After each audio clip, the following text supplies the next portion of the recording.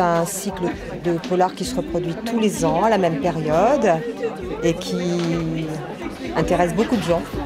Le mois du polar dans la médiathèque de Saint-Germain, c'est vraiment l'occasion d'avoir tout un panel d'animations autour du roman policier et du roman noir. Les animations, autant que possible, on les fait aussi pour tout le monde. Et notamment cette année, on propose un escape game. L'équipe doit travailler ensemble et réfléchir pour essayer de sauver le monde, puisqu'ils doivent rechercher une société secrète qui s'appelle les Obscurantes. On a aussi une exposition de l'illustrateur qu'on recevra le 26 octobre, Laurent Houdouin. Cet illustrateur qui a réalisé une grande exposition à partir de ses albums. Et donc il réalise des machines, des objets animés. Si on aime le polar, si on est intéressé par le roman policier, on a un menu intéressant pendant un mois. Voilà.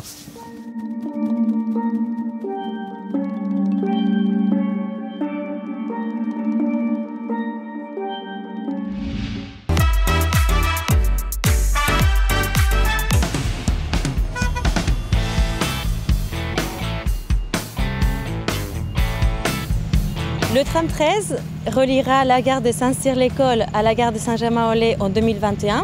Il y aura 4 nouvelles stations et les travaux avancent bien. Les Saint-Germanois peuvent commencer à voir la plateforme se dessiner. Nous sommes ici au niveau du terminus du tram 13. Le terminus se situera entre les 2 murs de soutènement. Le premier à gauche est déjà réalisé. Le deuxième sera ici au niveau de ce mur provisoire. La pose des premiers rails a débuté ici en septembre dernier. Les rails et les augées, ce sont les éléments préfabriqués en béton, ont été acheminés. Sur l'avenue Kennedy, il y aura la station Camp des Loges qui sera située juste en face du stade Georges Lefebvre et desservira tous les équipements sportifs, mais également le Camp des Loges. Surtout sur cette partie nord, l'avenue sera consacrée aux voitures et aux vélos. Et après, la partie sud sera dédiée à la circulation du tram et des piétons. Les premières rames pourront circuler à Saint-Germain-en-Laye en 2021.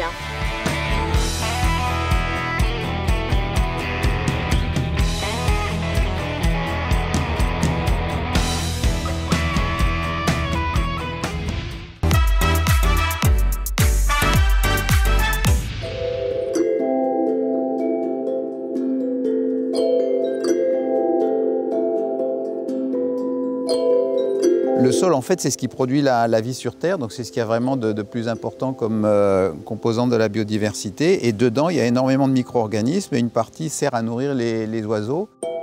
Biodiversité 78, c'est une association créée à Fourqueux en février 2011 qui a pour objet la préservation et le développement et l'amélioration de la qualité du cadre de vie à Fourqueux et ses environs. On a plusieurs axes de développement, réduire, recycler, réparer, tout ce qui a trait au développement durable, la protection de la nature, la découverte de la nature. Il y a beaucoup d'insectes, des papillons par exemple, qui pondent leurs œufs à l'intérieur et en hiver on voit les mésanges qui font des petits trous pour récupérer les œufs et s'en nourrir. Nous sommes ici sur la sente du Val-Fleury à Fourqueux et sur cette sente, l'association a réussi à implanter 10 panneaux pédagogiques. Nous voulions présenter la biodiversité et surtout le lien de la nature et de l'homme.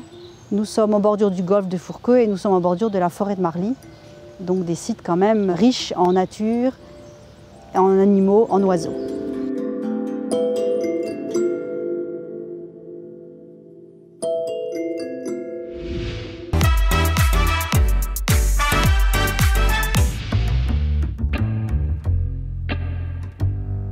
J'ai commencé la peinture et la sculpture il y a une douzaine d'années. Moi-même, je ne me les explique pas. Soit un matin, en me réveillant, je vais avoir envie d'aller mettre les mains dans la peinture ou d'aller faire de la soudure à l'arc. Avoir envie aussi de me salir. Et ça va démarrer comme ça. Chacune des œuvres qui est présentée est arrivée à un moment de ma vie particulier. Il y a eu des réponses à, je vais vous dire, à la maladie, des réponses à des colères.